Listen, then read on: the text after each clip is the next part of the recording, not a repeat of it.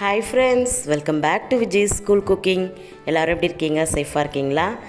இன்றைக்கி நம்ம சேனலில் ரோட்டுக்கடை வெங்காய சட்னி ரெசிபி தான் பார்க்க போகிறோம். பொதுவாக பார்த்திங்கன்னா இந்த தள்ளுவண்டியிலலாம் வெங்காய சட்னி வைப்பாங்க, சட்னி சாம்பாரோட. அந்த வெங்காய சட்னி பார்த்திங்கன்னா நல்லா ரெட் கலரில் ஒரு தனி டேஸ்ட்டாக இருக்கும். இதில் யூஸ் பண்ணுற பொருள்லாம் பார்த்திங்கன்னா ரொம்ப குறைவு தான். ஆனால் அது ஒரு தனி சுவையாக இருக்கும். அதை தான் நாம் எப்படி செய்யலான்னு இந்த வீடியோவில் பார்க்க போகிறோம். ஸோ வீடியோவை ஸ்கிப் பண்ணாமல் பாருங்கள், நம்ம சேனலை சப்ஸ்கிரைப் பண்ணுங்கள். இப்போ வாங்க ஃப்ரெண்ட்ஸ், வீடியோக்குள்ளே போகலாம். ஸ்டவ் ஆன் பண்ணிக்கோங்க, ஒரு கடாய் வச்சுக்கோங்க. அதில் 2 டேபிள் ஸ்பூன் அளவுக்கு கடலை எண்ணெய் சேர்த்துக்கலாம். எண்ணெய் நல்லா காயட்டும். எண்ணெய் நல்லா காஞ்சதும் நான் முதல்ல ஒரு 10 பல் பூண்டை நல்லா தோலை உரித்து வச்சுருக்கேன். அதை இந்த எண்ணெயில் சேர்த்துட்டு லைட்டாக ஒரு ப்ரௌன் கலர் வர வரைக்கும் நாம் வறுத்துக்கலாம். ரொம்ப தீய வைக்கக்கூடாது, ரொம்ப கருக வைக்கக்கூடாது. நான் வறுத்து எடுக்கிறேன் பாருங்கள், இந்த மாதிரி லைட் ப்ரௌன் கலர் வரணும். இப்போ நீங்கள் சிம்மில் வச்சுருங்க. இப்போ ஒரு 4 வரமிளகாய் சேர்த்துக்கலாம். காரத்துக்கு நான் 4 சேர்த்துருக்கேன். உங்களுக்கு காரத்துக்கு தகுந்தாப்பில் நீங்கள் மிளகாவை கூட்டவோ குறைக்கவோ சேர்த்துக்கலாம். அடுத்ததாக ஒரு 2 பெரிய வெங்காயம் நீல வாக்கில் கட் பண்ணிவிட்டு சேர்த்துட்டு லைட்டாக வதக்கி விட்டுக்கலாம். இப்போ மீடியம் ஃப்ளேமில் வச்சுக்கோங்க. அடுத்ததாக ஒரு கைப்பிடி அளவுக்கு கொத்தமல்லியை கட் பண்ணி வச்சுருக்கேன். இது கூடவே ஒரு 4 இனுக்கு புதினா இலை கூட சேர்த்துக்கலாம். ரொம்ப டேஸ்ட்டாக இருக்கும், ரொம்ப மணமாகவும் இருக்கும் சட்னி. என்கிட்ட புதினா இலை இல்லை, அதனால் நான் சேர்க்கலை. நீங்கள் வச்சுருந்தீங்கன்னா ஒரு 4 இலை சேர்த்துக்கோங்க. இதையும் சேர்த்து லைட்டாக வதக்கி விட்டுக்கலாம். அடுத்ததாக பார்த்திங்கன்னா இதில் முக்கியமான பொருள் பார்த்தா பொட்டுக்கடலை. ஒரு 3 டேபிள் ஸ்பூன் அளவுக்கு பொட்டுக்கடலை சேர்த்துக்கலாம். நான் இந்த ஸ்பூனால் தான் 3 ஸ்பூன் அளவுக்கு பொட்டுக்கடலை சேர்த்துருக்கேன். இப்போ இதையும் சேர்த்துட்டு லைட்டாக வதக்கி விட்டுக்கோங்க. வெங்காயம் ரொம்ப வதங்கக்கூடாது, ஜஸ்ட்டு லைட்டாக வதங்கினா போதும். அந்த மேலே இருக்கிற தோல் கண்ணாடி பதம் மாதிரி வரும்னு சொல்லுவாங்கள்ல, அந்த அளவுக்கு வதங்கினா போதும். கூடவே பார்த்திங்கன்னா ஒரு கோலி குண்டு சைஸ் புளி எடுத்துக்கோங்க, அதை சேர்த்துக்கலாம். ஏன்னா நம்ம தக்காளி சேர்க்க போகிறதில்ல, அதனால் அதுக்கு பதில் நம்ம புளி சேர்த்து அரைக்க போகிறோம். அடுத்ததாக பார்த்திங்கன்னா இதுக்கு தேவையான அளவு ஒரு 1/4 ஸ்பூன் உப்பு நான் சேர்த்துருக்கேன். உங்களுக்கு உப்பு எந்த அளவுக்கு தேவையோ உங்களுடைய அந்த மசாலா பொறுத்து இருக்குது. அதனால் நீங்கள் உப்பை கூடவோ குறைக்கவோ சேர்த்துக்கோங்க. இப்போ லாஸ்ட்டாக பார்த்திங்கன்னா அந்த தள்ளுவண்டி கடை சீக்ரெட் என்னன்னு பார்த்திங்கன்னா, ஃபைனலாக அவங்க சிவப்பு மிளகாய் தூள் சேர்ப்பாங்க. ஒரு ஸ்பூன் அளவுக்கு சேர்த்துக்கலாம். இது காரம் அதிகமாக இருக்கிறதுனால ஆல்ரெடி நம்ம 4 வரமிளகாய் போட்டிருக்கோம்.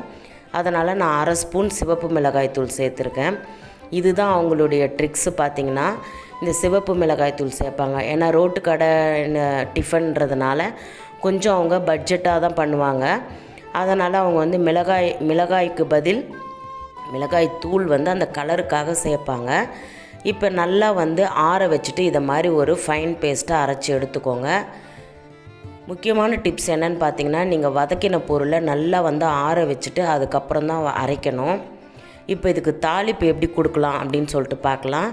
அதுக்கு ஒரு சின்ன கடாய் வச்சுக்கோங்க. அதை ஸ்டவ் ஆன் பண்ணிவிட்டு வச்சுட்டு அதில் 2 டேபிள் ஸ்பூன் அளவுக்கு ஆயில் விட்டுக்கோங்க. ஆயில் நல்லா ஹீட் ஆனதும் ஒரு 2 காஞ்ச மிளகாவை கிள்ளி வச்சுருக்கேன், அதை சேர்த்துக்கலாம். அடுத்ததாக 1 ஸ்பூன் அளவுக்கு உளுத்தம்பருப்பு சேர்த்துக்கலாம். அடுத்ததாக 1 ஸ்பூன் அளவுக்கு கடுகு சேர்த்துக்கலாம். இப்போ கடுகு நல்லா பொரியணும், உளுத்தம்பருப்பு நல்லா செவந்து வரணும். கூடவே ஒரு கொத்து கருவேப்பிலை சேர்த்துக்கலாம். இதை லைட்டாக வதக்கி விட்டுக்கோங்க. இப்போ நாம் அரைச்சி வச்சுருந்த சட்னி இதில் சேர்த்துட்டு ஒரு 2 செகண்ட் நீங்கள் அப்படியே மிக்ஸ் பண்ணிகிட்டே இருங்க. ஏன் நம்ம மிக்ஸ் பண்ணுறோன்னு பார்த்தீங்கன்னா, நம்ம மிளகாய் தூள் சேர்த்துருக்கோம் லாஸ்ட்டாக. அதனுடைய பச்சை வாசனை போகிற அளவுக்கு நம்ம லைட்டாக வதக்கிக்கலாம். ரொம்ப நேரம் வதக்கணும்னு இல்லை, ஜஸ்ட்டு ஒரு 2 செகண்ட் வதக்கினா போதும். இப்போ பார்த்திங்கன்னா நம்மளுடைய ரோட்டுக்கடை வெங்காய சட்னி சூப்பராக ரெடி ஆகிடுச்சு. ரொம்ப டேஸ்ட்டாக இருக்கும் ஃப்ரெண்ட்ஸ். கண்டிப்பாக உங்கள் பிள்ளைங்க 2-3 இட்லி சாப்பிட்றாங்கன்னா கண்டிப்பாக அவங்க 5-6 இல்லை 10 இட்லி சாப்பிடுவாங்க. இந்த சட்னி நீங்கள் அரைச்சி கொடுத்தீங்கன்னா ரொம்ப டேஸ்ட்டாக இருக்கும். அவ்வளோ ஒரு டேஸ்ட். இது தக்காளி இல்லாமல் நம்ம சூப்பராக ஒரு சட்னி அரைச்சாச்சு. பார்க்குறதுக்கும் நல்லா ரெட் கலரில் நம்மளுக்கு சாப்பிட்றதுக்கு ஒரு இதுவாக இருக்கும். கண்டிப்பாக நீங்கள் உங்கள் வீட்டில் ட்ரை பண்ணி பாருங்கள். இது இட்லி தோசைக்கு ரொம்ப ஒரு ஆப்டான சட்னி. மறக்காமல் உங்கள் வீட்டில் ட்ரை பண்ணுங்கள். கமெண்ட்ஸில் எப்படி இருந்துச்சுன்னு என்கிட்ட ஷேர் பண்ணிக்கோங்க. அண்ட் இந்த வீடியோ பிடிச்சிருந்தா இதுக்கு ஒரு லைக் பண்ணுங்கள். உங்கள் ஃப்ரெண்ட்ஸ் ரிலேட்டிவ்ஸ்க்கு இந்த வீடியோவை ஷேர் பண்ணுங்கள். அண்ட் நம்ம சேனலை சப்ஸ்கிரைப் பண்ணி பெல் ஐக்கானை ஆலில் செட் பண்ணி வச்சுக்கோங்க. அப்போ தான் நான் போடுற இன்ட்ரெஸ்டிங்கான வீடியோ உங்களுக்கு உடனுக்குடன் நோட்டிஃபிகேஷனாக வரும், நீங்கள் பார்த்து தெரிஞ்சுக்கலாம். ஓகே ஃப்ரெண்ட்ஸ், நம்ம சேனலில் நிறைய சட்னி வெரைட்டிஸ் இருக்குது. ப்ளேலிஸ்ட்டை செக் பண்ணுங்கள். நான் எண்ட்லேயும் தரேன், டிஸ்கிரிப்ஷனில் லிங்க்கும் கொடுக்குறேன். செக் பண்ணி பாருங்கள். எல்லாமே நம்ம வீட்டில் இருக்கிற பொருளை வச்சு சிம்பிளாக செஞ்ச சட்னிஸ் தான். நெக்ஸ்ட் ஒரு இன்ட்ரெஸ்டிங்கான வீடியோவில் சந்திக்கிறேன். Until then, it's bye from Vijis. Thanks for watching.